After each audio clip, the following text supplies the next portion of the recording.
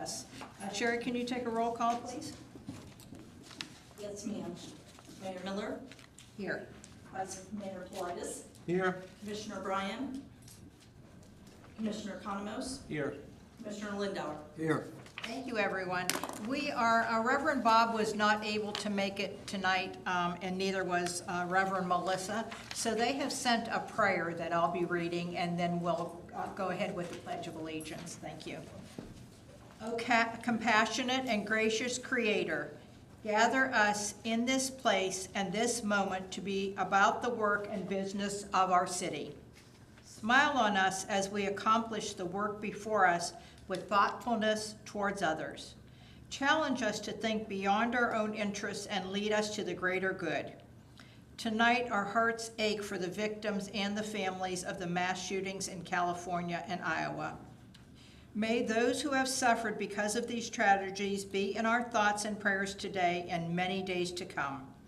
Open our eyes and hearts to the many reasons we have to be thankful. May our gratitude be expressed through care for others and concern for our neighbors. For these things and for your guidance, we seek your presence. In your holy name we pray, amen. Amen. Amen. Please join me in the Pledge of Allegiance. I pledge allegiance to the flag of the United States of America and to the republic for which it stands, one nation, under God, indivisible, with liberty and justice for all. Thank you. We have a special evening today. We have some presentations and some to Officer Sean Rooney. If you could come forward, please.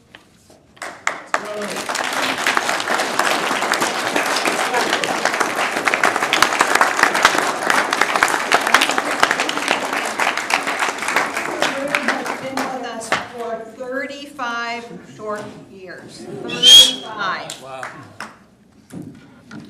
Thank you, Madam Mayor, Commission, Mike Fowler. I'm your Public Safety Director, and it's my honor to be able to come up here and honor Sean for his 35 years of service. You don't see too many of these, especially in the public safety field. I think the last one that we had was Captain John Mowen, who came tonight to see Sean off. Sean, and we'll talk more about retirement soon, Sean's getting ready to retire in the next couple of months, so we're going to lose him. But let me take a minute to tell you a little bit about Sean's career. On my first day in Daytona Beach Shores in February of 1992, Sean had already been here 4 years. And he started in 88 as a 20-year-old. And on my first day I got here and I hadn't been given a jacket. He was getting off duty and he asked me where my jacket was. I said, oh, they didn't give me one. So he took his off his back, handed it to me, and that's been kind of symbolic of the way Sean lives his life. He's the kind of guy who literally will take his jacket off his back to give to somebody. Believe it or not, at that point, Sean was the young, fit stud of the department, and I knew right away that I wanted to be like Sean.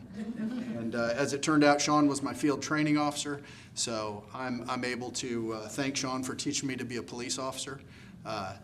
While he's been here, Sean has been a member of our SWAT team. He cross-trained as an EMT, a firefighter, and then he became a paramedic. And you know, there's untold numbers of lives that Sean has saved in this community in his capacity as a public safety officer. So he has given his whole life, his whole adult life, to the service of this community. So for that, I commend him and congratulate him.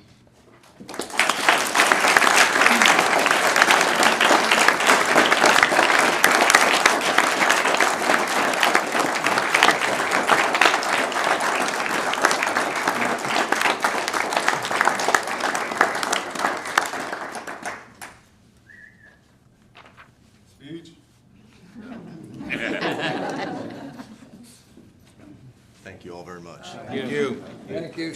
Congratulations. Okay, is Tony Bird in the audience? Tony is not able to be here today, but our maintenance supervisor, Tony Bird, has been with us for 5 years. So if you see Tony, please congratulate him. We have a guest of honor today, our Newport Orange Chamber, South Daytona, that we're an annex part of. I'd like to introduce you to Diane Charles. So she's the new, is it CEO? Okay, new CEO. We are happy to have her. She's jumped right in and been in a lot of activities. So thank you for being a part of our community. We appreciate it. Okay, next we'll go on to the approval of minutes for the City Commission meeting from January 10th, 2023. Do I hear a motion to approve those minutes as is? I move we approve. I'll second. Thank you. Any discussion on those minutes? Okay, if not, then Joanna, can you take a roll, please? Yes, ma'am. Vice Mayor Politis, Yes. Commissioner Economos, Yes. Commissioner Lindauer, Yes. Commissioner Bryan, Yes. Mayor Miller. Yes, thank you. We have somebody that has stepped up to the plate. Sherry normally does all of our meetings and has for 20-some years. And now Joanne's just training in case. Sherry's not leaving us, but this is just in case she takes one of her many well-needed vacation days. Thank you for stepping up. We appreciate it. Okay, next on our consent agenda, we have 7 items. Do I hear a motion to approve as is without taking any of those off? I so move. Thank you. I'll second. Any discussion on any of those 7 items? Okay, if not, Joanna, can you take a roll on that, please? Excuse us, who did the second? I did. Thank you. Joanna, I'm going to try to, for a little while, just say we have a motion by and a second by. Okay, thank you. You're welcome.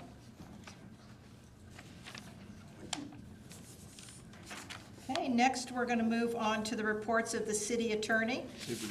Oh, we didn't take the vote. Yeah, okay, sorry, no, that's okay. Okay. Vice Mayor Politis. Yes. Commissioner Economos, Yes. Commissioner Lindauer, Yes. Commissioner Bryan, Yes. Mayor Miller. Yes, thank you. Okay, now we'll go on to the reports of the city attorney. Attorney Voice, what do you have for us this evening? Okay, well, we've been busy. Right after the last meeting, we drafted a proposed resolution regarding turtle season and beach construction, and we conducted legal research before we did that. We also drafted a proposed ordinance to amend the city code as to the requirements for beach armoring permits, and we sent that information to city staff to review. We worked with city staff and rendered legal advice as to piggybacking an agreement for new flooring at City Hall. We made further revisions and finalized the RFP for the Public Safety Annex re-roofing project. We conducted legal research and advised staff as to matters related to ADA compliance requirements for city dune walkovers.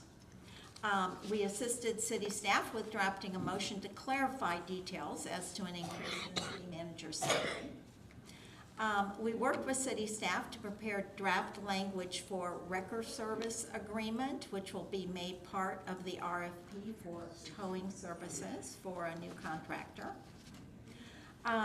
We completed and finalized the resolution for city commission, considering you're going to have it on the agenda tonight, regarding the exemption for turtle nesting season requirements having to do with the construction of seawalls. We responded to outside counsel's questions about ordinance 2022-29 regarding the relocation of a body art studio, and we did the legal research and we provided the relevant case law to outside counsel and to staff. We performed legal research and opined on whether city staff can convert paper building plans to electronic copies, provided an Attorney General opinion and citations to Florida statutes and the Florida Administrative Code in support of the opinion. We reviewed and provided standard contract addendum language to proposed web-based permitting software provider agreement. We assisted city staff with questions and answers regarding non-lawyers appearing on behalf of owners at a second compliance hearing before the special magistrate. We assisted city staff with permitted uses in GCRD district for a proposed arcade video game business. We assisted city staff with confirming that an existing parcel could not be subdivided due to frontage requirements in an RSF2 classification. And we did further legal research and revised a draft proposed ordinance to allow transfer of ownership of public beach access to various condo associations for repair, replacement, and armoring of seawalls to protect against future erosion. And we drafted a reciprocal agreement that granted public, city, county, state, federal government access. And that is still, we've also worked lately with trying to figure out insurance requirements regarding that. You were quite busy this Yeah, you month. really Yeah, were. we were very, very busy. Do we have any questions for our city attorney? Okay, with all of that, no questions, that's pretty good. Good. Okay, next we'll go on to our city manager's report. City Manager Swartzlander, what do you have for us this evening? Good evening, Madam Mayor, Vice Mayor, members of the commission.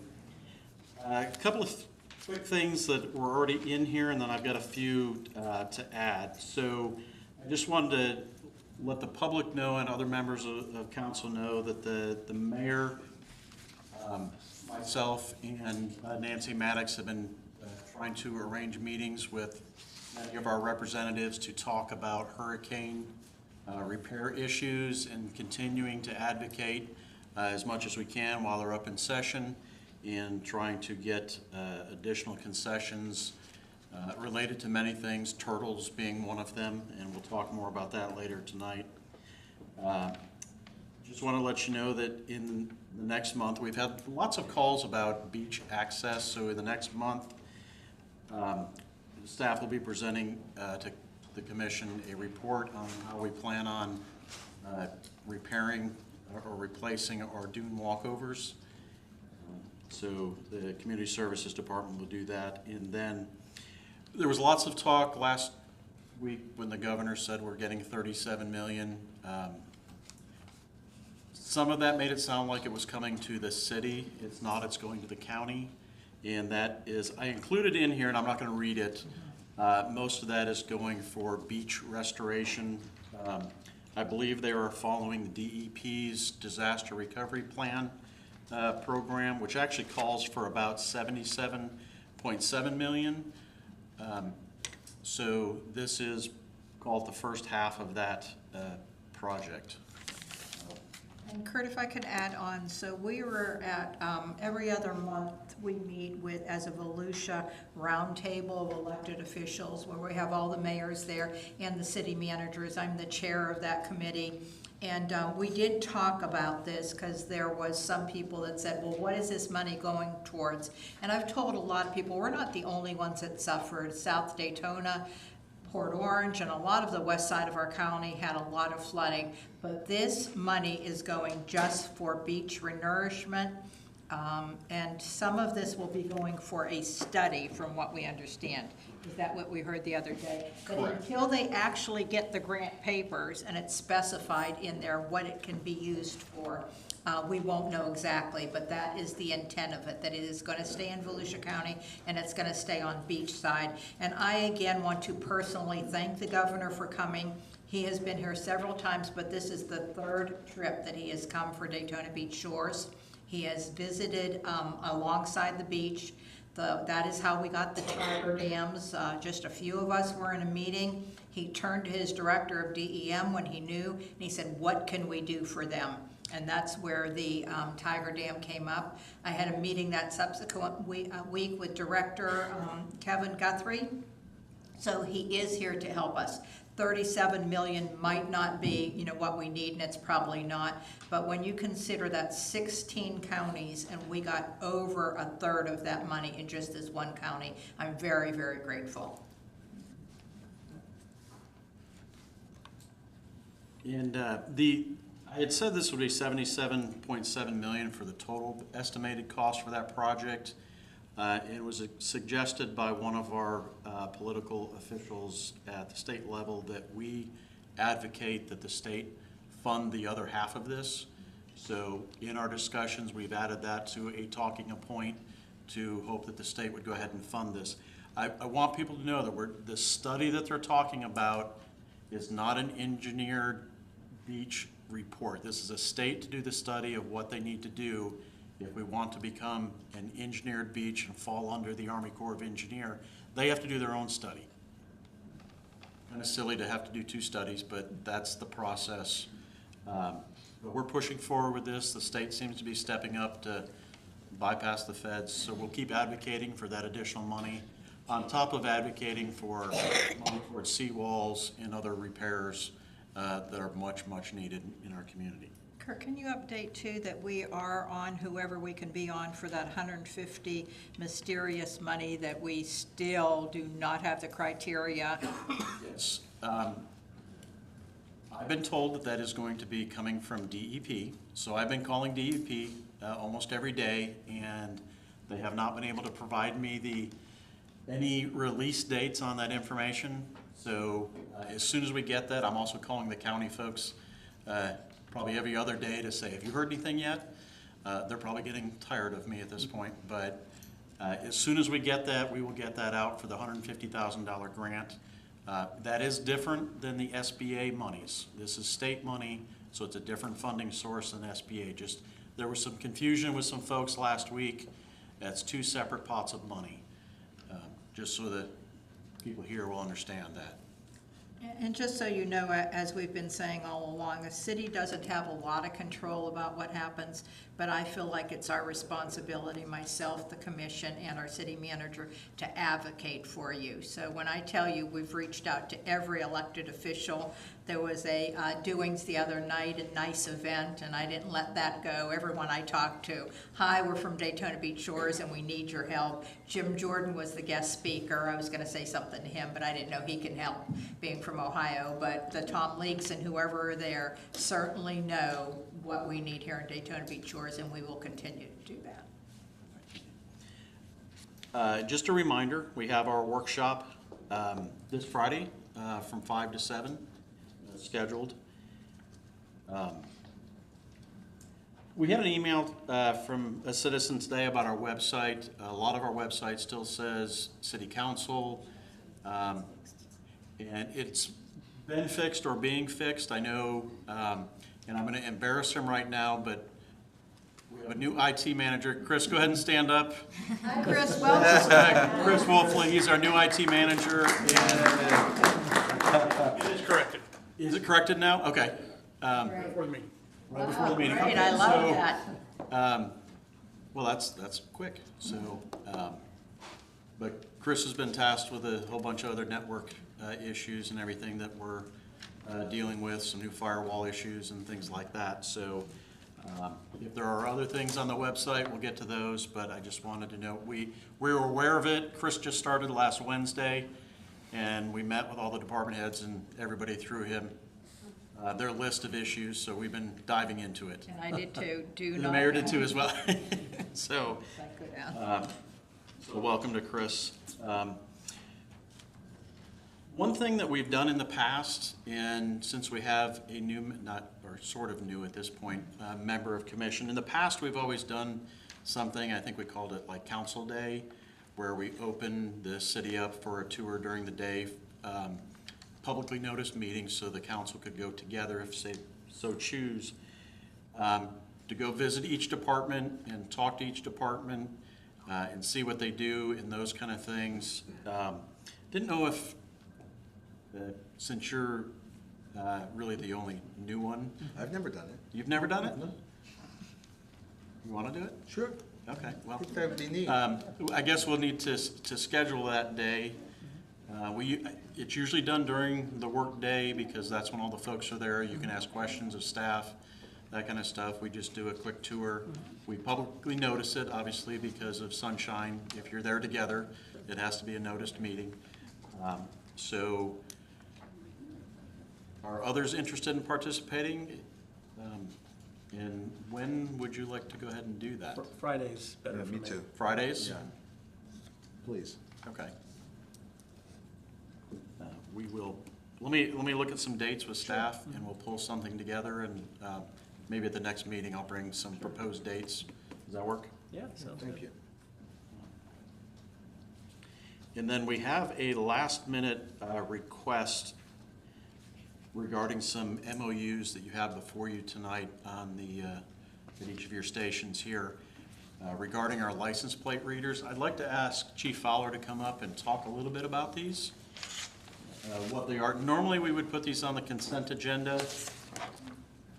but we had a timing issue, and we're ready to go with these readers. I'll let him explain the whole details. Madam Mayor, Vice Mayor, Commissioners, Mike Fowler, Public Safety Director. I apologize that these aren't on your consent agenda, but they came to us after the agenda had been set. The first one that I'm going to talk about is a memorandum of understanding, an MOU with the Pinellas County Sheriff's Office. As you know, part of our budget was the Fleet 3 Axon camera systems in our cars, in our patrol cars. Integrated within that system is a license plate reader. And since we got those installed a few months ago, we were only receiving a hot list that Axon downloads into it. It's integrated with Fleet, and a few weeks ago, our officers started getting suspended driver's licenses, expired driver's licenses, expired tags, wanted persons, and those kinds of things through FCIC. And we had no idea why, but we were quite happy about it. So when we inquired, and again, Fleet 3 is new to Axon also, they said, oh, you were not supposed to be getting those, but since you are, you have to have an MOU with Pinellas County. Please sign this MOU. And because we're several weeks away, just the way the dates fell, from the next commission meeting in February, it's not until the 14th. I asked Mr. Swartzlander if we could get this out to you tonight so that we could be compliant and continue to get that valuable information. It's no cost. Both of these are no cost to us. They're basically hold harmless and the agreement on what we'll do with the information, which we have to do anyway with CJIS information. The second one is from the Panama City Beach Police Department. Also, a part of the license plate readers, as you know, you approved the static license plate readers for us through Flock. And we just found out this week that those will be installed the first week of February. And again, they sent this along. We are already in the same agreement with the Panama City Beach Police Department for another computer program where we get all of our FCIC, NCIC information. It's how we do tickets and run tags and those kinds of things. This is basically the same agreement again. It's been reviewed by council, and they had no objections to it, but because it's going to be installed before our next meeting, I wanted to get that in front of you for your approval. Chief, can I ask you, I know it was probably about a month or two ago that one of our officers caught a alleged murderer from either Oklahoma or out there. Correct. Because, and is this the Yeah, report? this is the technology. It's the one that's integrated into our onboard cameras in our vehicles. She got a hit for a stolen vehicle. She stopped that vehicle, and it was a story that, although I was unaware of it at the time, it was already national news. It was somebody who had murdered, I think, 4 young men, mutilated their bodies and thrown them into a river. And as it turned out, he had already confessed to the murders to a friend before we stopped him, and we were able to take him in without incident. But it was in large part due to this technology. Great. Thanks for bringing that up, Mayor. Anyone Any else have- questions for our chief? You would need a motion? Was that a yes? I'll move to accept both memorandums of understanding and also the agreement with Panama City Beach. Second. Attorney, can we do them both together? Yes, you can. Okay, great. All right, thank you. Sorry, Vice Mayor. Second. Any discussion? The price was right, Michael. Okay. The price is exactly right. So we had our Vice Mayor with a motion, Commissioner Bryan with a second. No discussion. Joanna, can you take a roll, please? Yes, ma'am. Commissioner Economos? Yes. Commissioner Lindauer? Yes. Commissioner Bryan, Yes. and Mayor Miller, Yes. Vice Mayor Politis. Yes. Thank you, Joanne. That was all I had, Mayor, and thank you for allowing us to add that at the last second. Absolutely. What questions do we have for our city manager on any of the items he discussed? And then for the workshop, will you be posting an agenda with the topics? Yes, it will be posted in the morning. I can tell you those items right now if you would like. And make sure that we know all workshops are open to the public. So you're welcome to come and join us on a Friday night for 2 hours. So we actually have 5 items on there. And we talked about a couple of these at the last meeting. So the first thing is revisiting the visioning that was done in 2019 with added staff goals and objectives.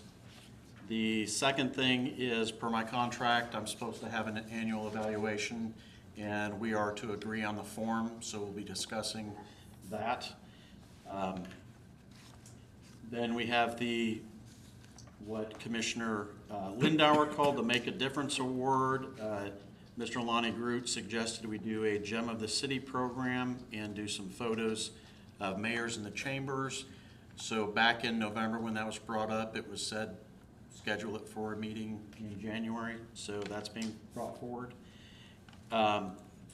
Something has come up about we need to discuss and create a policy for the commission related to travel. And then it was also asked to be scheduled for a discussion on beautification of the north end of the town. So those are the 5 topics at the workshop. We'll dive into those in detail then. That will be listed tomorrow morning. Okay, thank you. Okay, next, I think we originally had Resolution 2023-01, but I believe Commissioner Bryan had it updated. So Attorney Voice, can you read that for us, please, the updated version? Yes, Madam Mayor. This is resolution number 2023-01, a resolution of the City Commission of the City of Daytona Beach Shores requesting that the time available for seawall and other hardening construction and/or repairs be maximized, but with appropriate consideration to the impact to turtle nesting, so that appropriate construction and repairs can be completed in a timely manner to lessen risks for further property damage and potential loss of life due to future storms, making findings, providing implementation, and providing an effective date. Thank you. Do I hear a motion to accept this new resolution? Also move. Thank you. Second? I'll second. Okay, any discussion on this? Madam Mayor, Yes. I don't think this is a good idea at all. Let me tell you why. When you mess with federal statutes that affect about the turtles, you're messing with a lawsuit. Those 2 ladies that started that show many years ago sued every Tom, Dick, and Harry that did anything that even touched upon their turtles and the protective issues that they've all championed the cause. Everyone's entitled to their opinion, but this piece of legislation does nothing. It talks in such general terms. I mean, we have no control over the beach. I remember citizens coming up to me. I said, listen, if I could take a shovel and start digging the dune, I would. But we as a city don't have the right or the jurisdiction to sit here and tinker with these items of legislation. And all it will do is open us up to a lawsuit. So I'm going to definitely vote against it. But I caution this commission that if you don't have a dog in the hunt, why are you putting the dog out in the forest? I mean, we can't accomplish anything anyway. Now what you've done is you've said that you have, you want to do this, this, and this, or you want to request that the time available. What does that mean? You're going to request to who? To extend the permits? You're going to request that the turtle ladies are not going to, that they can still construct during turtle season, and then can be completed in a timely manner to lessen the risk for further property damage? Again, I don't like creating legislation from this body that exposes the city to a lawsuit, when in the end, that piece of legislation is not going to benefit the city. It's not our jurisdiction. It's not our business. Yes, we have connections between Kurt, between you, Mayor Miller, and any other member of this city commission. We're advocating, both at the county level, at the state level. I've been on the phone with Representative Leak. You guys been on the phone with Rights. We're talking to the lobbyists. We're talking to people from DEP. We're doing the best we can. But to officially say something that I think could potentially find the city vulnerable, I got to look out for my citizens. I vote no. So Commissioner Bryan, you brought this forward. Would you like to have a discussion on, and I understand, you know, what you're trying to get to here, but help us to understand, you know, us being here, and this is the DEP that's doing this. Help us to understand your reasoning for bringing forward this resolution. Well, I brought forth the revised resolution because I thought the original one did not, basically said that, left the impression that we only were concerned about construction. And so the revised version basically says we're also concerned about turtles. There's no attempt to deal with specific issues other than in general, and that's, you know, that's on purpose, because the end product that we're trying to get to is going to be the result of negotiations between a lot of different parties.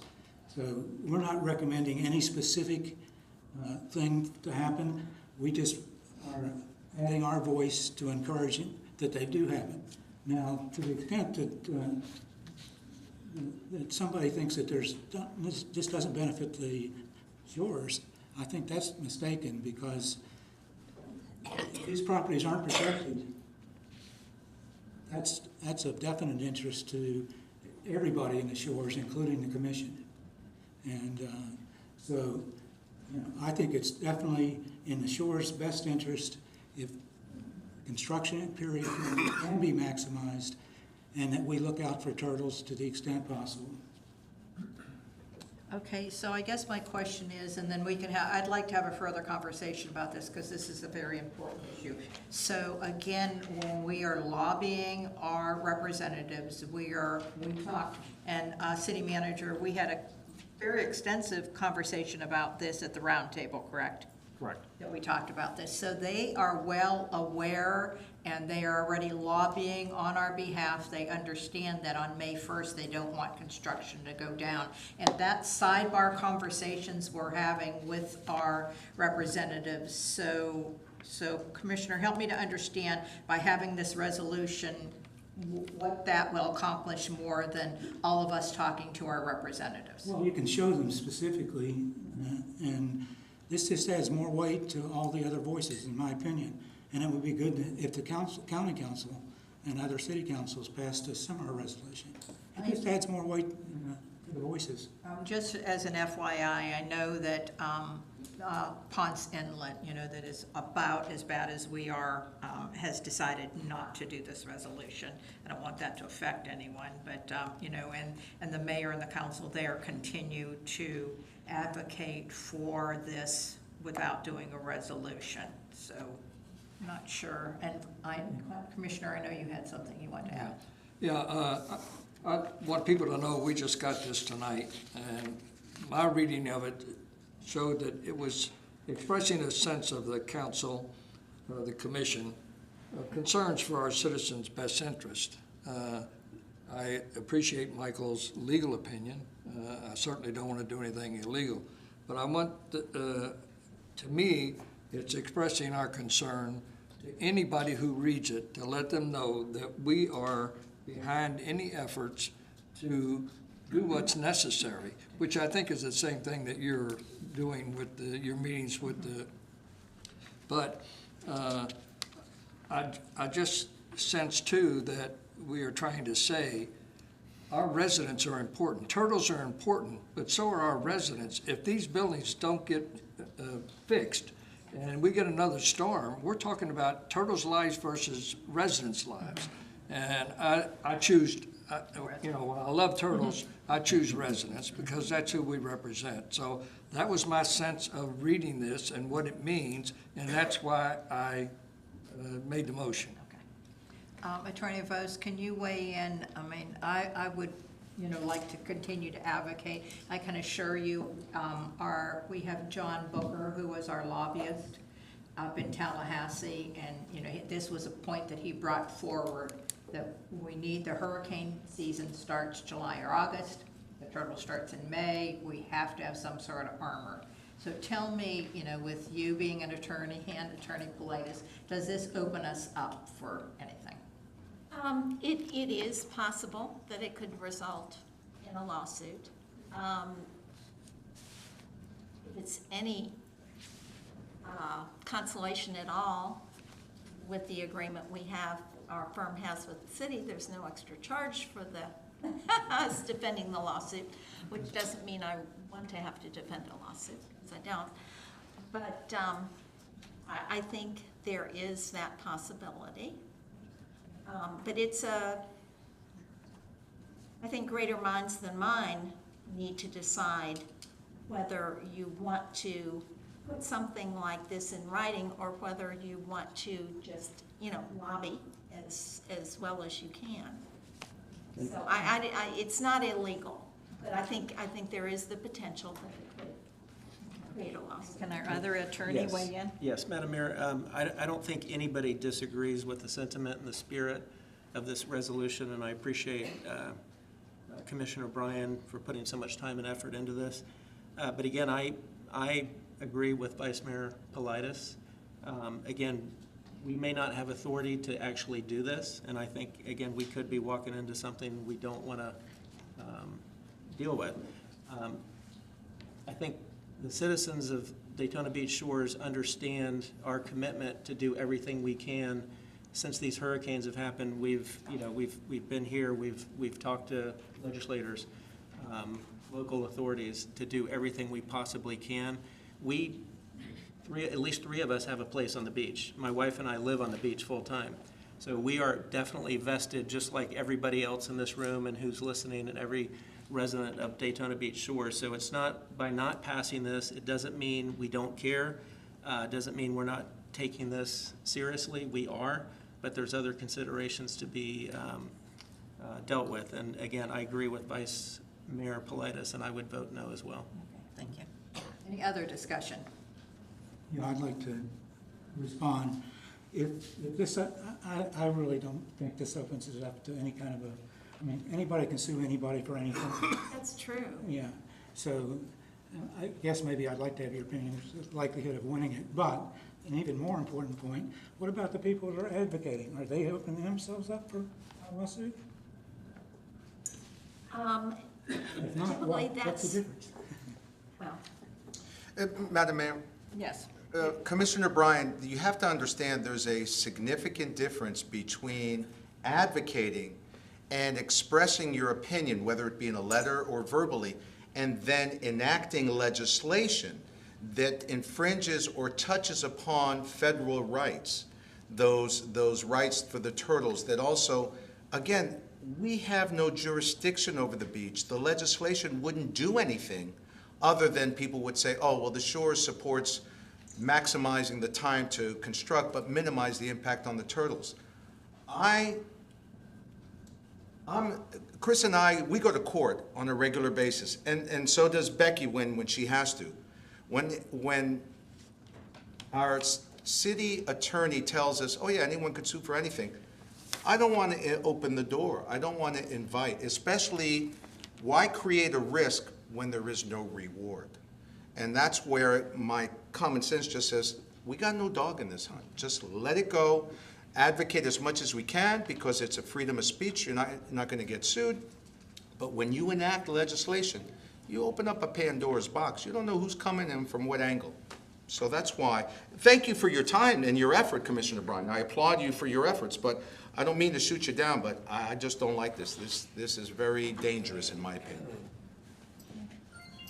If no other comments, Joanna, so we had a motion to approve from Commissioner Lindauer and a second from Commissioner Bryan.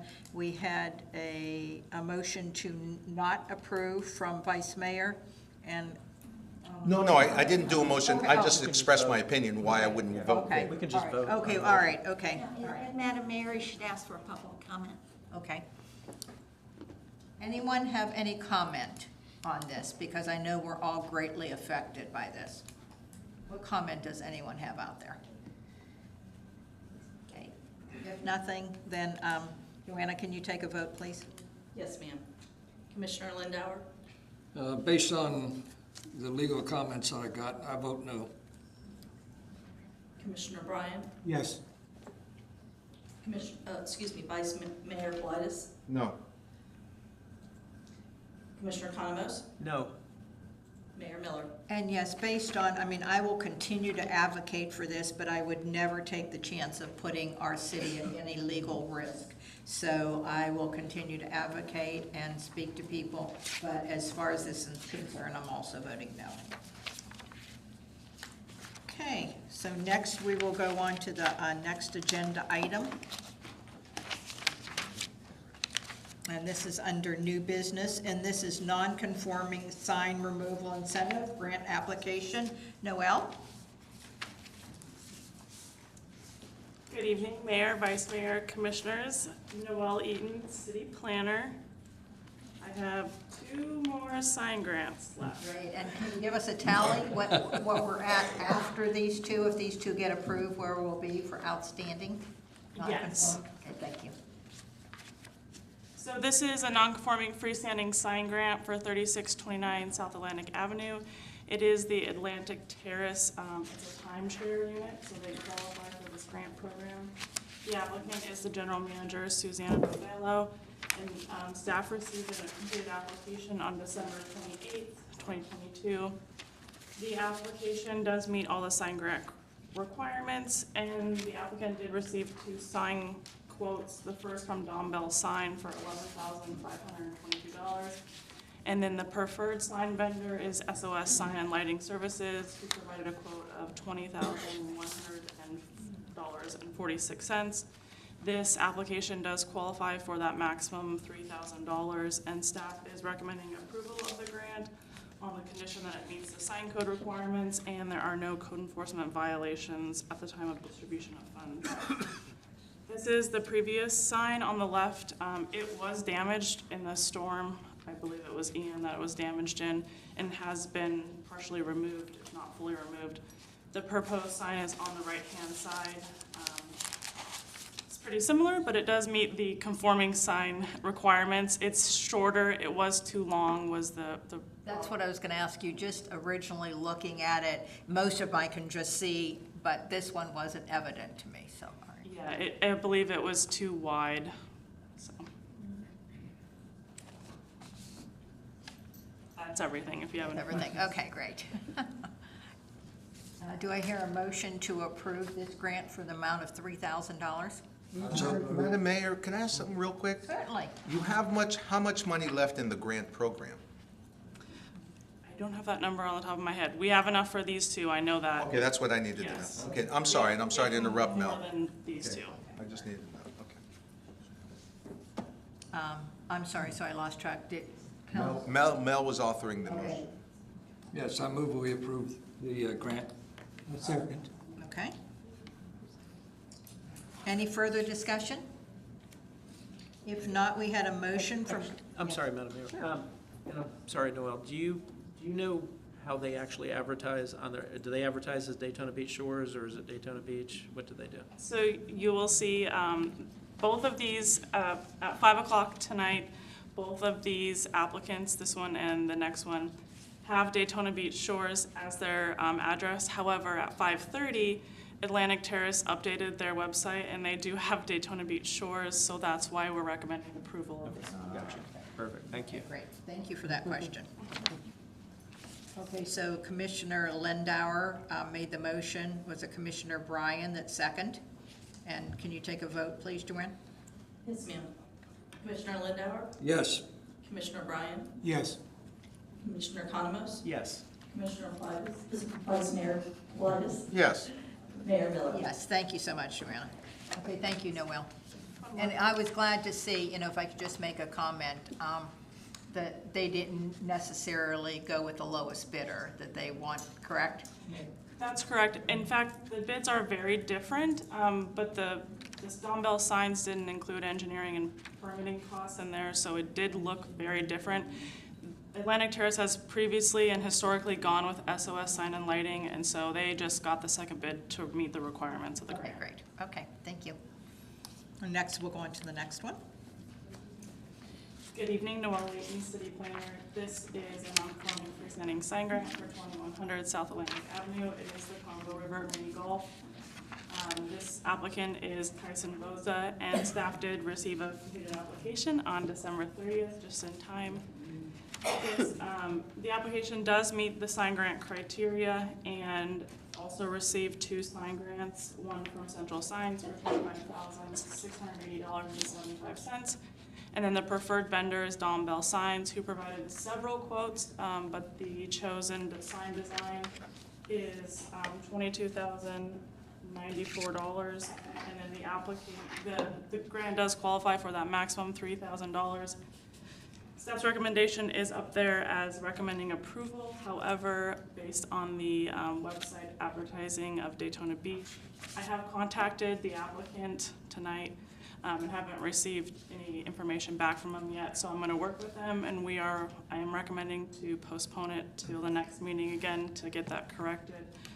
That was what I was gonna suggest. I think in being fair to all of our businesses in the shores, it was Mad Dog that we did not do, so. And we based on- later did approve them. 'cause We they later changed did it. approve it because they changed it, yes, so. And I did communicate that with this applicant, that it's not a denial, it's just postponed to ensure that we are advertising as Daytona Beach Shores. Okay, And I and think I'm sorry, Madam Mayor, I think their Facebook page said Daytona Beach as well, Okay.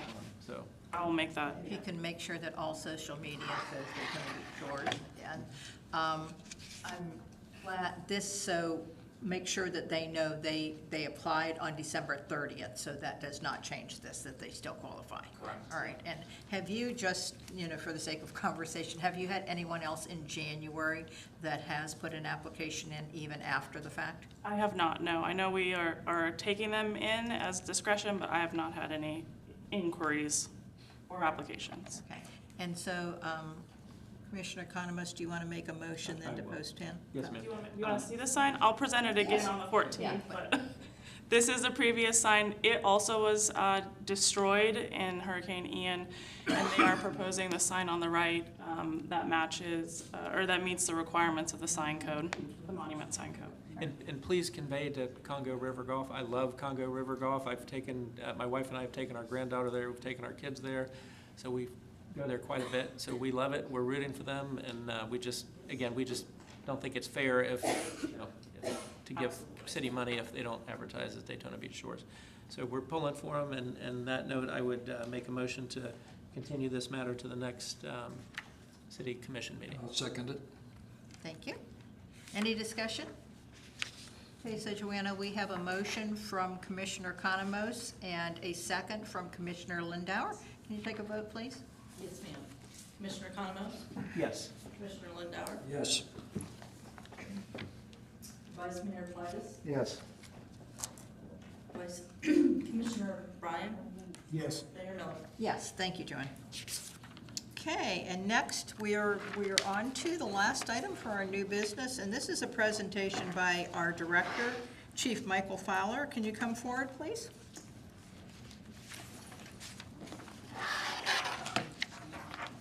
Thank you, Madam Mayor, Vice Mayor, Commissioners. Give me a minute to bring this up.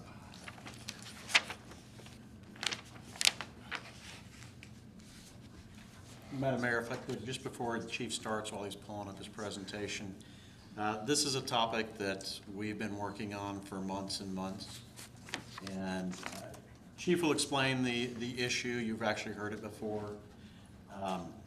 But we've had staff working on this actually since before the hurricanes. And obviously, public safety is near and dear to our hearts in this community. Absolutely. And Chief's going to get into a very pressing problem for us. And we've looked at many, many different ways to address this, and he's going to get into what we feel is the best after all the research that we've done. And we'll discuss it a little bit further. And so that I don't forget to thank them, Mr. Schwartzlander, Lori, our finance director, and Sherry, our HR director, have all contributed to coming up with this solution, and I thank them very much for that help. I could not have come up with this proposal without them. So, Is your mic on? can you hear me? That's strange, Commissioner Lindauer. Folks don't usually have a hard time hearing me talk, so. Can everyone in the back hear I him? was just concerned about the back. I can obviously hear you. They say okay, yes. Okay. I want to talk to you about an ongoing problem. As all of you know, we have record numbers of police officers leaving the industry across the country. What you may not know, or what you may not have known until we had talked, is the same problem is going on with paramedics. There is a nationwide shortage of paramedics and police officers, and we are not immune to those problems. What else there is a shortage of is qualified candidates who want to go into the public safety service. I saw a presentation done by the Pinellas County Sheriff's Office this month, and they are hiring 1 out of every 10 applicants they get. We run about the same numbers, we estimate. It's very hard for us to find people with the right level of intelligence, who are good moral people, who are willing to get into this industry. So we're having a hard time attracting people. Currently, we're down 6 officers, and we can forecast that out to 9 within the next few months. You saw Officer Rooney tonight. He'll be retiring in the next couple of months, and we have a sergeant who is already in the drop and plans to retire, and then we have a paramedic who wants to just go and be a paramedic firefighter for the county. So let me give you a historical perspective on this. As you may recall, in February of 2021, the agency was preparing to be down 13 officers at that time. We were in more dire straits at that time. Director Dembinski at the time came, and we put several measures into place, but most notably we added $1.70 to our starting pay. And I'll show you in a few minutes what that did. The way that we paid for that was we contracted our agency from 37 sworn officers to 35 officers. And that was a good thing at the time because it allowed us to do it without impacting the budget. One of the unintended consequences, though, is it's harder for us to absorb losses. When we're short on people, we don't have those 2 extra bodies there to plug into the schedule. And that makes it difficult for us to keep up and running. So in February 2021, we were at $18.88 an hour. As you can see, New Smyrna was at $20.53. Council at that time, before y'all were commissioned, approved $1.70 an hour across the board raise. And we implemented that in April of 2021, and you can see that that put us in first place for starting pay in the county. We got up to full staffing for a short amount of time there, and we can talk about what's happened since then and what we've learned. So we know that moving that starting pay is always going to be necessary. I'm going to show you in a minute where that starting pay puts us now. Remember, in April of 2021, we were the top paid agency for starting pay. That number is always going to move. Our preference is going forward that we will look at that as part of the normal budgetary process so that we won't have to do it outside of the normal budget any longer. But we realize that that's not enough. Getting folks hired is not enough because a lot of them won't stay. Some of them will tell us that they want to be public safety officers, when in reality they just want to be firefighters and they just want to get their foot in the door so that they can get the experience and go somewhere else. Some of them will just want to be police officers that want to move on. So what we realize we need to do is retain the people who are most valuable to us. And that's the people who stay here, who love the public safety concept, and get cross-trained. They become the most valuable very, very quickly. I put the last point in there because I think it's important. Most of y'all are similar to my age. If this was me and I was a young cop, I would have loved this. Endless overtime. I would have paid off every bill I'd ever had. I'd have bought way more stuff. This is a different generation. I took my identity, and I'm sure several of the folks in the crowd tonight do the same thing, and maybe some of you did. For me, being a police officer, being a public safety officer, it was not only what I did, but it was who I was, and that's where I got my identity. And that is not the case anymore. These folks, they have hundreds or thousands of followers on their social media. For a lot of people now, this is not a calling. This is where they go to work, and they want their time off, because where they actually derive satisfaction is getting those 150, 250 likes on pictures that they take. So they'd rather have their days off, be paddling down the Halifax River, taking pictures that they can post on social media. Again, they're not looking for the overtime, so I want to give you a few years' worth of how we cover these empty shifts. We cover them with overtime hours. Comp hours are the same as overtime hours. They just take that as comp time so they can get more time off down the road. And then we use reserves. We have a wide number of reserves that we use to fill. Generally, it's to keep our ALS services up to where they need to be. You will see that fiscal year 1920 is actually pretty low. I'll remind you that a lot of that is affected by COVID. Courts shut down, so nobody had depositions. They didn't have court appearances. All trainings shut down for a matter of time. There were no in-person trainings, and even the online trainings hadn't really kicked on yet. So that's why that number's pretty low. 2021, we were up to 17,000 hours, and last year we did 19,000 hours.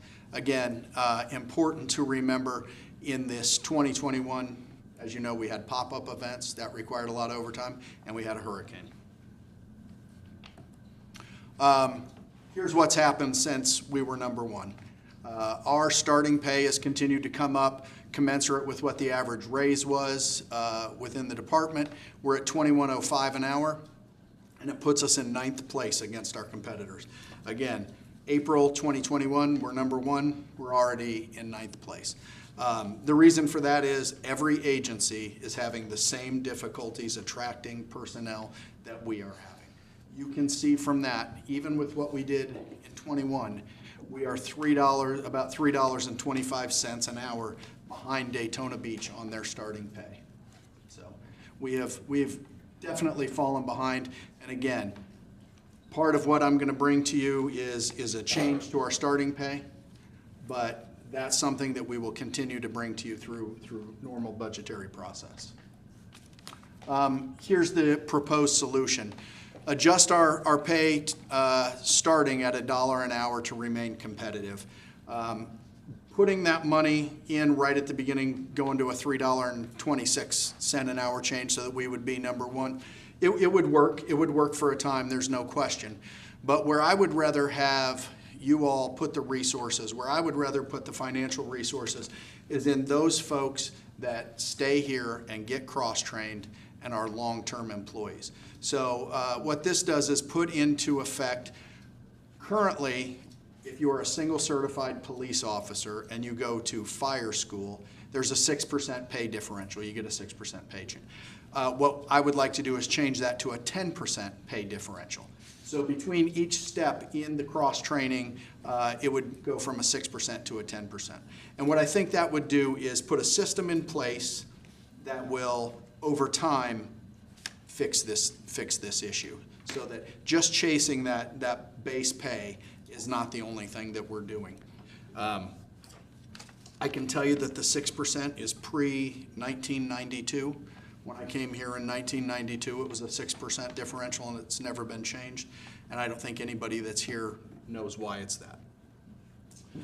So what I've proposed is the $1 an hour. That brings us up to $22.05 for our starting pay. Puts us in 5th place, tied for 5th place with Port Orange. Doesn't put us up with, Daytona and New Smyrna, Ormond Beach. But what it does do is allow us to attract quality people. It doesn't put us at the bottom where we're looking at the lowest quality candidates. One thing that I can tell you of those first 4 that are there, the other thing that we compete against is a 20-year pension. Currently, the FRS for our high-risk people is a 30-year pension. So in addition to convincing folks to come to work for us, for what right now is $3.25 an hour less. We're also trying to convince folks to work an extra decade before they can collect their pension. I will be coming to you asking for your support and your advocacy soon with some new legislation that's been proposed to bring that back to the pre-2011 25 years. So,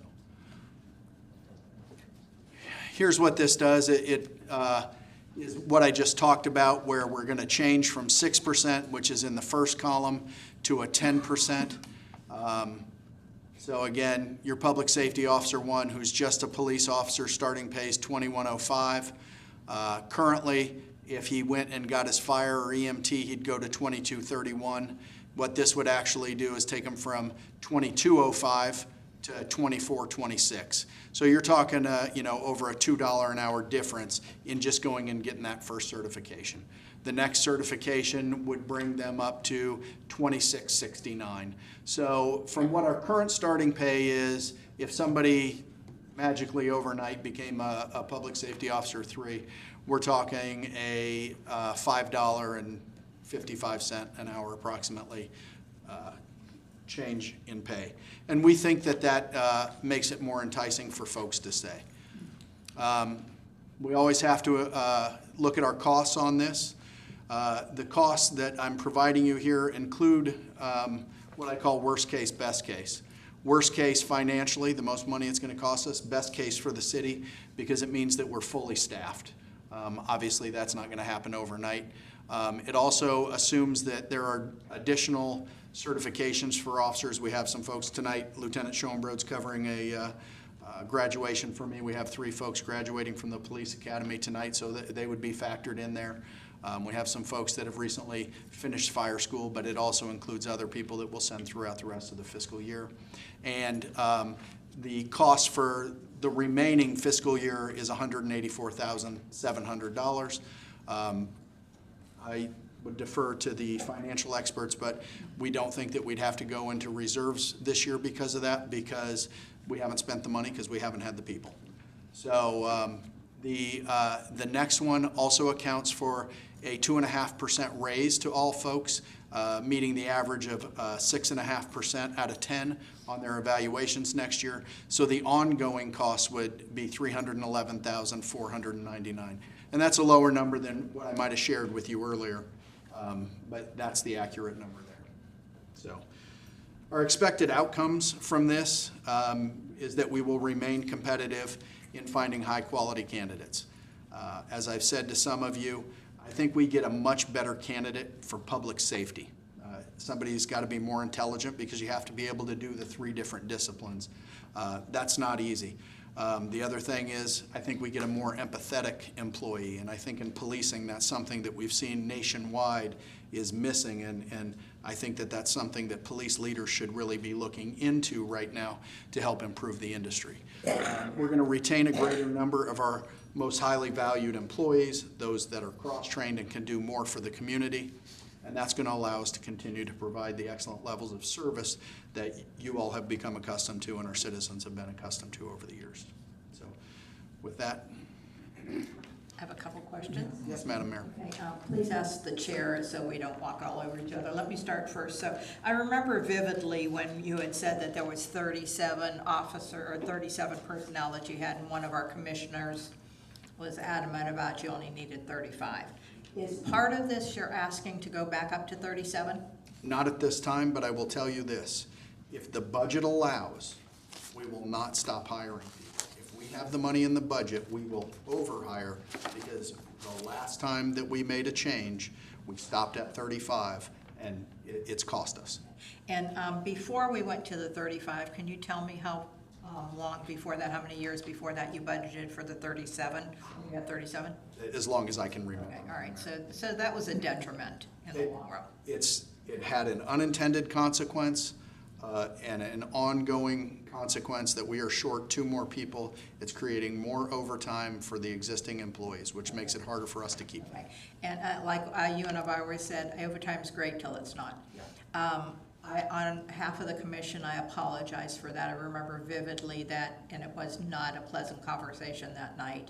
And I'm sorry that happened, and we will support you on that. I had one other question, or one other comment too. From the company that I came from, what we wanted to do was reward our long-term employees that were loyal to us and stay with us. So I think when I first looked at this, this was one of the things that I said to you too. I want the new people coming in, but I want to make sure those people that are staying with us, that they have that knowledge to share, that we want to reward them. And if, down the road, if we had the 2 extra bodies, like you said, we might be able to cut down on some of this overtime and in essence, save the money and have more refreshed public safety.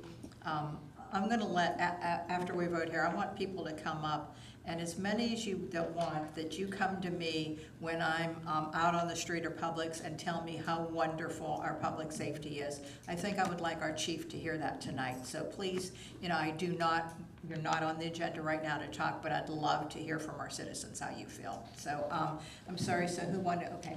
Yeah, I just wanted to make sure that the current officers are being taken care of. Did I hear you say a 2% across the board raise? No, sir. The difference will vary depending on what their level of certification is. Yeah, but So- where they're at today, Yes. how are they gonna proceed? So a current Public Safety Officer 3 will get the full adjustment from 6% to 10% in between each one of those. For a Public Safety Officer 3, these are our soldiers. These are the folks that do the work every single day.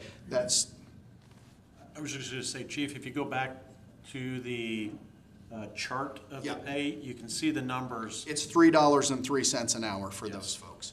So it's at $3.03 an hour, and those are your people who are police, fire, EMT. There's one that's slightly higher than that, and that's what I call a unicorn. And after he graduates tonight and passes the state test, we'll have one of them. That's police, fire, EMT, paramedic. And theirs is over $4 an hour raise. So it's really putting that value on them, Commissioner. So there's not gonna be any compression by raising the bottom and leaving the middle people alone? No. We're gonna take The care of middle them people too. move along with everyone else. Thank you.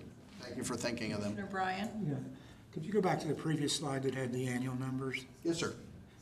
The 23-24 number, how much overtime is included in that? I would have to defer to Director Irwin. I don't know that off the top of my head right now. But I would, I assume it's less than for the current overtime. I don't know if there's overtime factored it in. is, we do budget, we budget every year, we budget overtime. Yeah, so, I mean, supposedly overtime's coming down, the base pay is going up, but if you don't reduce overtime, Absolutely. The intent is to reduce overtime. And so it's obviously, it's gotta be less than this year, right? one would hope. If the plan works as expected, absolutely. We would be able to reduce overtime. I had officers last year work 854 hours of overtime. A lot of that was somebody who wanted to take it on, but I've had sergeants that have worked close to 700 hours of overtime, a couple of them. And these are people from a different generation who understand that, this is an opportunity financially for them. And then I've had folks that, have worked far less than that. But without those folks who stepped up, amongst two people, that's 1,500 hours of overtime. Without them, I don't know that we would have made it. We'd have had, lieutenants on the road running calls. And the administrative things would have had to have gone by the wayside. Madam Mayor, if I can address that as well. We have overtime that we have no control over. We have court depositions on their days off. They get paid for that. There's nothing we can do about that. It's also, we have pop-up events. I sent Chief a screenshot this morning from the Trucktoberfest folks. They're planning an event in June. So we have these pop-up events where we just have to say, okay, overtime, to keep our city in the condition it is, and so we plan for overtime, but we can't always plan for all the things that cause overtime. And if we're fully staffed, it also means we'll be using less of the reserves. So we budget overtime and reserve time, and that's actually where some of the pay for, we talked about overstaffing, where that money would come from would be coming from out of that overtime line and the reserve officer time or monies in the budget. So we have talked through and thought through that process of where the money would come from, but instead of continuing to do overtime and reserves plus staffing for 37, we can handle it within the dollars that are being presented. Thank you. Vice Mayor, was there something you wanted to say, or was that? No, I'm going to make a motion, but ask anyone else questions. Okay. And Chief Fowler, yes, ma'am. Chief Fowler, going back to what you said about young officers not wanting overtime, and this may not be their calling, that combined with the fact that you're trying to get these folks to get double trained, triple trained, that obviously takes a lot more dedication for these young people to do that. So it sounds to me that you absolutely need this incentive package in order to attract the quality of candidates that you're looking for. Commissioner, I think you've accurately stated the situation. That enticement, and again, we're going to have to move that starting pay. I don't want you to think that we're never going to talk about that again, but that'll be in the regular budget process. But that enticement and putting a plan in place that puts the 10% in between those steps, incentivizes someone to invest in us, and once they're there, it incentivizes them to stay with us. And Chief Fowler, would you do me a favor? Could you also let the audience that's here know, and the folks that are listening online, how important it is and how it benefits everybody in this room, everybody in this community, to have somebody who's not only a public safety officer, a police officer, but also EMT, paramedic, and firefighter. Absolutely. Can you tell the little story? Didn't we see a video one time that there was an accident and a police officer went out and the car caught on fire? Do you remember that? And then they went and got their gear. That has happened so many times. How'd you I'm get not it? sure which one you mean, Madam Mayor. But I can tell you, just like Sean Rooney, who was here tonight, and I mentioned it, and the fact that our people are cross-trained, they can handle any emergency that comes up. Generally speaking, there are exceptions to this. Generally speaking, when someone calls 911 for a medical emergency, we have at least an EMT there within a couple of minutes. I don't know of any other location, any other city that can provide that type of service. And they can start that basic life service right away. We have advanced life support coming right behind there. They work together in tandem. It's really unique. It's pretty amazing, as Commissioner Economos alluded to. Many times we've stopped cars, we respond to crashes, and there's a medical emergency going on there. Our people can address that immediately, and if you go and you see crashes with injuries in other cities, the police are always the first to be there. And they direct traffic, they stand around. They're not correcting an airway, which might save a life. They're not, helping to relieve the pain of the victims right away. You have a really unique system in this city, and it's highly valued. And I've got to tell you, I just finished a seminar from the League of Cities this weekend, and I was bragging on all of you, and people were amazed from different cities, different counties, the fact that we have such a unique system. We have, officers that are fire trained, paramedic, EMT, and they were amazed. And I told them it works beautifully and look into it. Yeah, we have a mock assessment going on for our accreditation now, and one of the assessors is a former public safety officer from Coconut Creek. They started that way, but they got so big that they could no longer do that. And just to hear him talk and actually realize what we do and talk so highly of the system, it's really reassuring that we are doing the right thing for our community. Okay, so before we actually take a vote, I'm sure there's some of you in the audience that has had these police officers, fire, EMT, anyone else want to come up and talk about the experiences that they had? Mr. Dreyer, if you could come up and state your name and what location you are. Yes, good evening, Mayor, Council. Bill Dreyer, Ocean's 8. I'm coming up on 22 years living in the city, and there's so much I love about the city. The Public Safety Department obviously is second to none. I feel safe here. Any number of times I have been involved with neighbors who have had trouble. I have had to call the Public Safety Department on several occasions. I could not believe how fast they arrived. The level of professionalism, just everything about them. So pleased. I was also very honored that former Director Dembinski invited me to speak to a group of, I believe it was 4 officers, and I told them, I'm not a mayor, I'm not a council person, you know, I'm not any big shot, I'm not any official, I am a citizen, and I want to tell you what you mean to me and how touched I am that you have chosen this profession and this city. And I can't say anything better about the Shores Department of Public Safety, and they deserve your support. Thank you very much, Mr. Dreyer. And is there anyone else that would like to come up and speak, have anything they want to say, any experience with their public safety? Kate?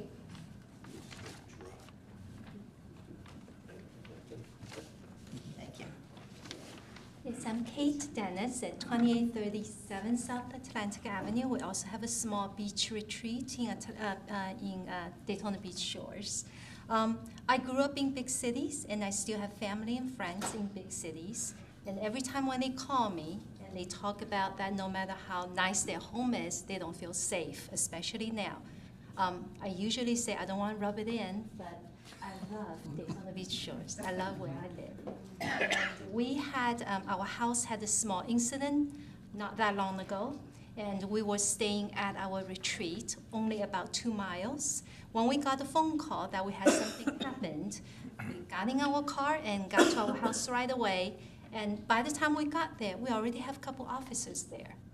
So that, coming from, again, I lived in a big city. Coming from a big city, that was a fairy tale that never happened anywhere else. So I think for me, especially being a girl, it doesn't matter how nice my home is. If I don't feel safe, it's not a good home. And it doesn't matter actually how beautiful the signs are. If I'm driving down the street and I don't feel safe, it's not a good place to live. So we've been here only for a couple of years. I absolutely love Daytona Beach Shores. And when I saw Life is Better at the Shores the first time, I'm like, okay, that's pretty sweet. But now, truthfully, I would tell people life absolutely is better at Daytona Beach Shores. And it's not only because of all of you here. You've just been wonderful, and all the people work for the city. I truly couldn't believe how wonderful you all are. But a big part of it is because of our officers and how they just take the risk every day so people like me can feel safe. So I just want to say thank you. Okay, thank you very much for sharing with us. Is there anyone else before we go on? Joanne?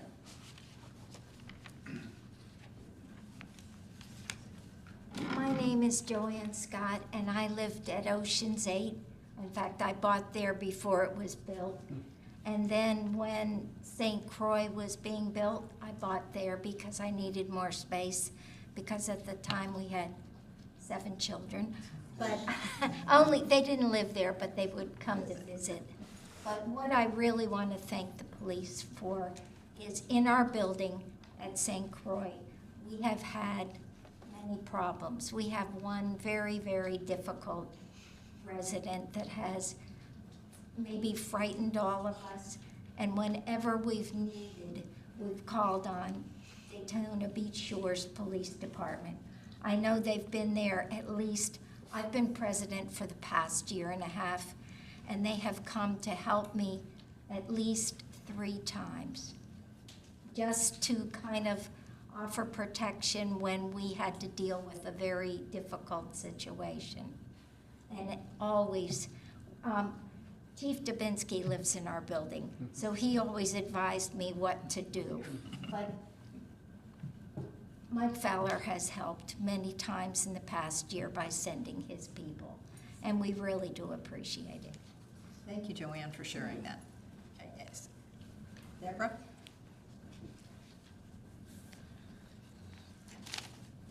I just want to say a quick thank you. Thank you. You've been really helpful.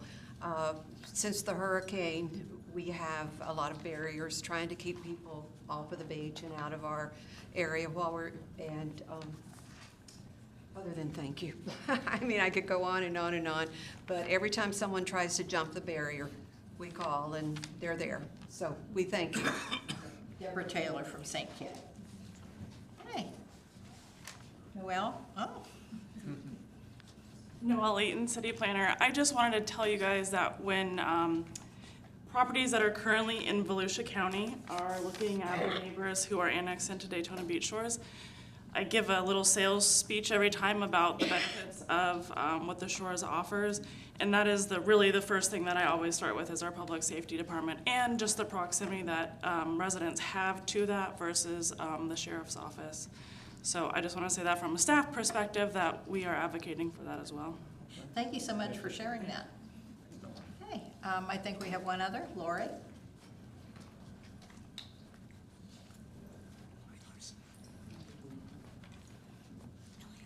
Hello, everyone. Lori Larson, 2 Oceans West Boulevard. I just want to say thank you to the police staff for attending to me on the tennis court when I fell last spring. I bet you there's 8 officers in conglomerate there, and they were fantastic. I couldn't move for quite a while. They kept coaxing and coaxing, but anyway, they were great. And a second funny story, our event the other night at the second table was someone who was complaining vividly about police in Daytona Beach Shores, but I want to commend you because the complaint was she was stopped for 72 miles an hour, 35 miles. I really think that's great that you got her. So thank you. I advocate for more pay for these police officers. I just think they're grossly underpaid. And I don't mean to say grossly, but I think they all need a lift. Okay, thank you so much for sharing with us. Okay, all right, so now that we've heard from our residents, and is there any other discussion up here on the dais? Yes. I just want to say that the comments that the people have made are the comments that I hear day in and day out when talking to residents about the Public Safety Department and how safe people feel in our city. And as she mentioned, coming from a big city, I came from Philly, and I can tell you the difference is day and night. Feeling safe, doing what you want to do without looking over your shoulder and that. So I fully support our police and public safety officers, and I'm glad that I chose Daytona Beach Shores to live in. Thank you. Okay, do I hear a motion? I move we approve it. Okay, thank you. Do I hear a second? Second. Okay. Can we all second? Any further discussion? Okay, if not, then Joanna, if you could take a roll call. So we had a motion from Commissioner Bryan, a second from Commissioner Lindauer. So if you'd like to take the vote, please. Yes, ma'am. Commissioner Bryan? Yes. Commissioner Lindauer? Yes. Vice Mayor Politis? Yes. Commissioner Economos? Yes. Madam Mayor? Yes, Chief Fowler, thank you very much. Tell your officers how much we appreciate them. I absolutely will. I want to thank you all on behalf of our staff, and I would like to thank everybody who came up and spoke. That means a lot, and I will be putting out an email to let everybody know, and I'll talk to them in person, and thank you. Okay, great. Thank you, Chief Fowler.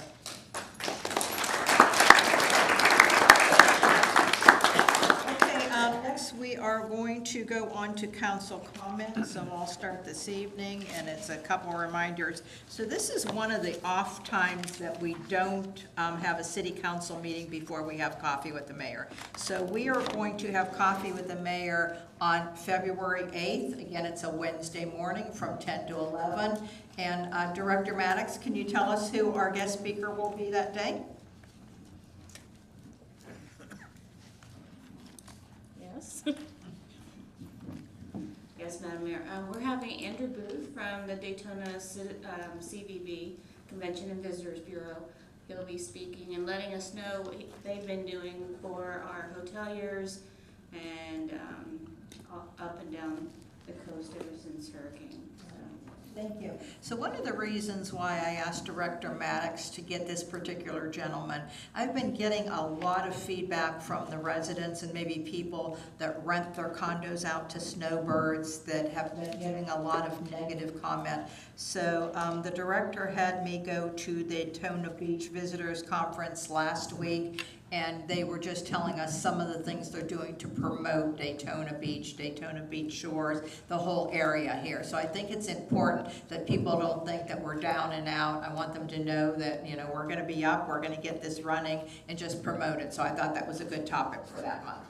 Okay, the next thing that I want to talk about is the Community Appreciation Cookout. Remember, that's February 9th from 4 to 6. It's going to be right here up in the community center, and all are welcome, and it's always a great event. Okay, the next thing I'm going to do is pass the gavel over to our vice mayor, because I have a motion I want to make, and I can't make motions. Okay, so this is really a follow-up from last meeting. I made a motion on our city manager's increase in pay, and there was some controversy about how I made it, so I'm going to read it verbatim how I want the motion to be. So I'm going to move that city manager Swartzlander's base salary be increased to $165,000 effective, so that his increase in salary will be reflected on the payroll date of January 18th, 2023. And subsequent payrolls. City Manager Swartzlander shall be eligible for regular increases going forward as appropriate in subsequent fiscal years. So I'm sorry if I wasn't 100% unclear on what I did last time. I think that one's crystal clear. So I'm making a motion. Do I have a second? I'll second. Thank you. All right. Any discussion on the motion? Any discussion? Oh, that's you. Okay. I got it. Is there any discussion on the motion? Yeah, I don't know how it actually got written down, but I interpreted it just exactly the way she said now, so. Thank you, Commissioner. Any other further discussion? Ladies, call the question. Mayor Miller, Yes. Commissioner Economos, Yes. Vice Mayor Politis, Yes. Commissioner Lindauer, Yes. Commissioner Bryan. Yes. Here's your hammer. Thank you. All right. So since we're down at that end, Vice Mayor, do you have any comments for this evening? No, everything seems to be going well, and very happy that Director Fowler got the request that he needed to continue to maintain that quality level of services we provide. But yeah, all is good, thank goodness. And little by little, people are starting to restore their properties and things are starting to move. I walk the streets on occasion, and it still saddens my heart. But there's hope, and you know, it'll all work out. It'll all be in God's hands. It'll all work out. Thank you. Commissioner Comenis? Yes, ma'am. As I mentioned before, I attended on Friday and Saturday, it was all day, both days, the Institute for Elected Municipal Officials. And it was for newly elected folks, and covered a lot of great material over those 2 days. But the thing that stood out to me most were the comments from the other commissioners and mayors that were in attendance, and about there were turmoil between either the commissioners or other folks or council in their towns, or between staff or the city manager. And again, I mentioned earlier I was bragging on our public safety folks, but I also was bragging on our city staff, our manager, our mayor, our other council, or excuse me, commissioners, because it's incredible the dynamic that we have in this city. We may not always agree with one another, as we saw earlier today, but we respect each other and we work together for the benefit of everyone in this room and everyone in the city. So I'm very happy to be here, and my wife and I are very happy to be residents of Daytona Beach Shores. Thank you. Yes, thank you. Commissioner Landau? Commissioner Lindauer, I'm sorry. No comment. No comment. Commissioner Bryan? Michael, did your employee let you volunteer for TPO? Yes, I'll be able to do it, and if I have a conflict, then I'll reach out to someone else, but yeah, I'm gonna be okay. I think Commissioner Lindauer, you're going to be, who is going to be in attendance tomorrow? I'll probably be in attendance Okay, tomorrow. yeah. Oh. How long does it last? About an hour and a half. Usually lasts an hour and a half. Start at 9? 9 to 10:30 or Okay, yeah. All right, so again, who's going tomorrow? I'm going to attend virtually. If you want to attend in person, Would that be a sunshine violation? No, it should not be. Okay. Okay.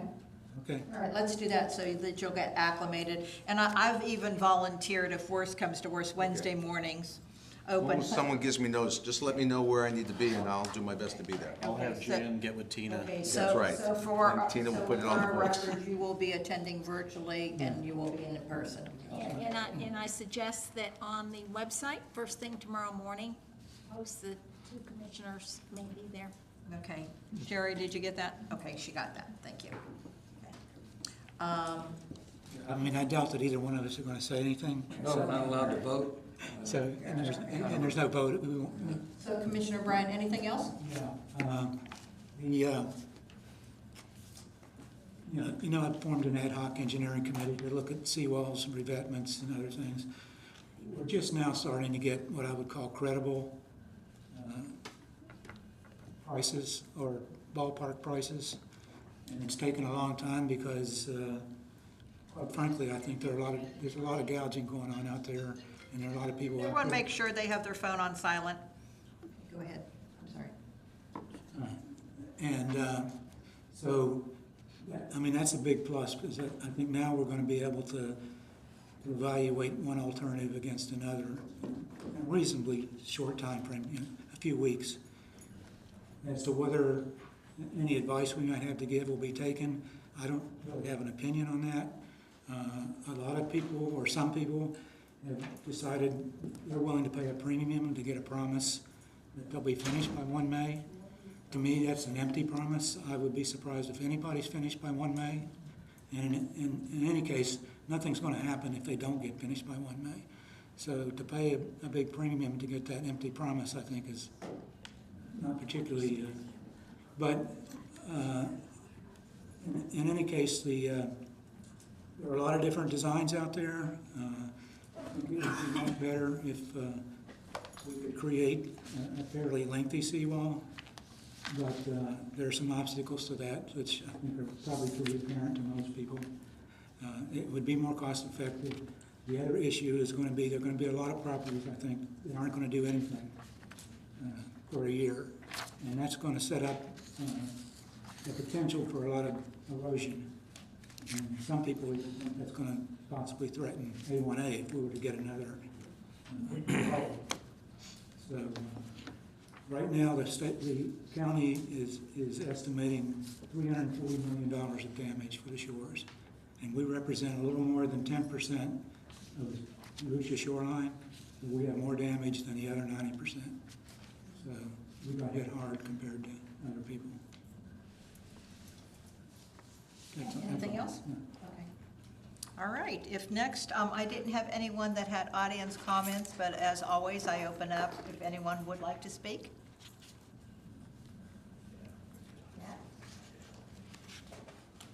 Just state your name and address again, please. My name is Matthew Riley. I live on Dundee Road. And I had a couple of questions. It may be premature, but as far as like the state, the funding, $37 million, is the goal to like basically replenish county land first, and then other property owners, like would it go like, is this sand going to go and replenish people's like oceanfront houses? Is it going to replenish their property lines as well, or is it for county property first, and then it kind of like trickles down to wherever else needs? So right now, Matt, as I said earlier, they have not even received the grant. When they'll get the grant, they'll get very specific instructions on what it's to be used for. The majority of that first 5 million that we got, the quarter of the 20 million, will be used for sand. What they're gonna do there's a lot of excess sand down at Rattlesnake Island and Bethune, that they're going to clean up that sand and place it on the beach. Don't know exactly where that is. So I do know about that because that money has already been received and the directions received. As far as the 37.6 million, until they actually get that document from the state, what they can and cannot do, I don't think we'd be able to answer that, but City Manager, do you have anything else to add from the meetings we've been in? No, I believe that's pretty accurate based on the conversation from the county officials on Monday morning. They're still working through all those details. It does talk about dune replacement, and I've asked the question, well, what does that mean? Right. And nobody can give us an answer right now. So to your question, I hope that, it's a non-answer to your question, but. We don't know for sure, but, hopefully we are with them. Kirk talks to the county manager daily, and as soon as we have an answer on that, we will get that out. Okay, and then lastly, with the 340 million, is that including, is it for an estimated cost, is that including like a universal seawall? No, but it's their best estimate, and it's really pulled a little bit out of the air of the devaluation of properties.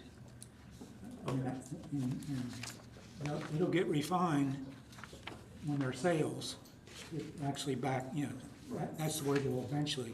Right now, it's just their best estimate of how much property was devalued. Okay, all right, thank you. Okay, thank you. Okay, any other comments?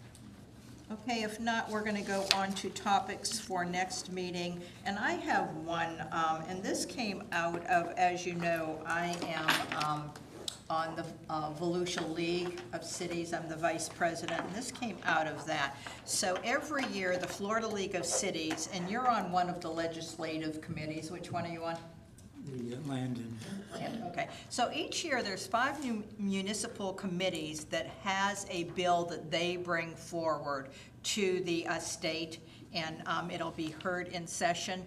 So there's about, 10 different initiatives here. So I want to write a draft resolution, and I'll get with Becky on this for next meeting. So what I want is for our council or commission to approve these resolutions that we're going to be in support of each one of these initiatives. The reason I want to do this is we all go out as commissioners and we support. You were talking into your mic, they weren't able to hear you out there. I'm sorry, okay, sorry. Okay, so with these resolutions, we all go out and talk on behalf of the Florida League of Cities. That is one of our biggest legislative advocacy committees.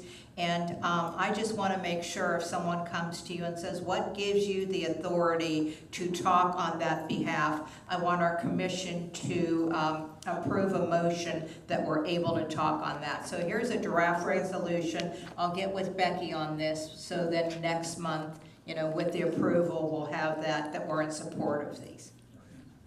Okay, so that's one of the things I have for the agenda. Does anyone else have anything? Just as a question, is this just basically say the commission backs whatever the person says, or?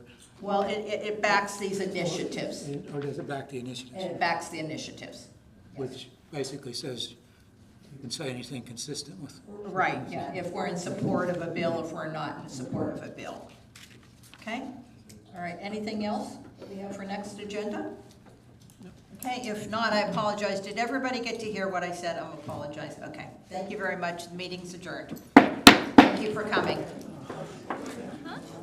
That's unheard of. Okay. Well, we might see you.